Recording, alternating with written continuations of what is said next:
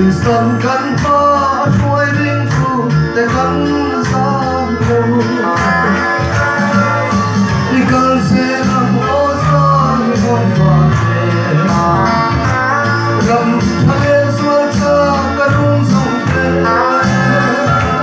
vẫn dân ta đi lừa ngầm đi thăm kêu con hiền hờn Hallelujah lên phát ra đi thong xe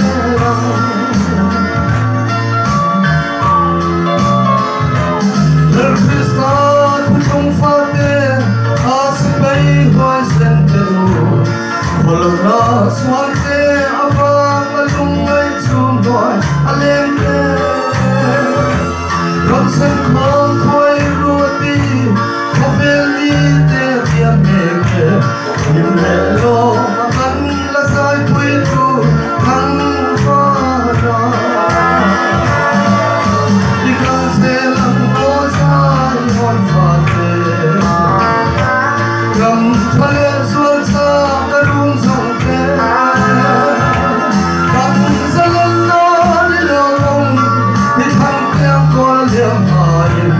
Hallelujah, lên phát ra ít thong xe lòng Năm sang hai lâu dài ôn pha Khá rao thiên hình sang tù tê Sẽ nặng xuân khai tiếc đi chất ta Anh ghé thấy lâu cắm nghi Anh dân xin cho căn phi la Lần phần ơ thì ngạc xuân thì về Anh buồn xe lệ thun đã lệ thi là thù lâu vai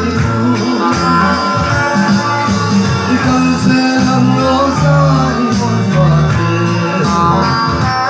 Rằng thà lệ ruột ra ta run dòng kê Bằng ra lên nó như đồn hông thì thăng kia con hiệp hỏi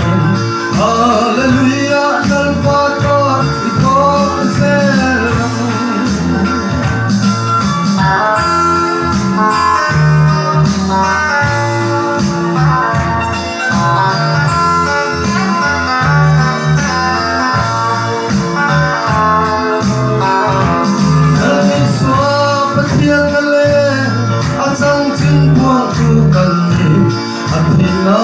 le khole na kan ta na puma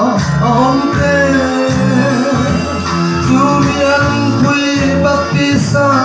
athina kan trom nuin a kharau thiang lim ma kai ko te kan ni di kan se lam no sai kwa ti ram thale sual sa karum zong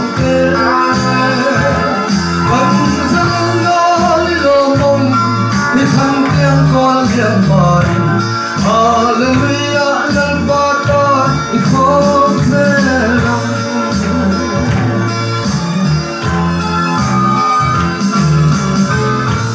Đây là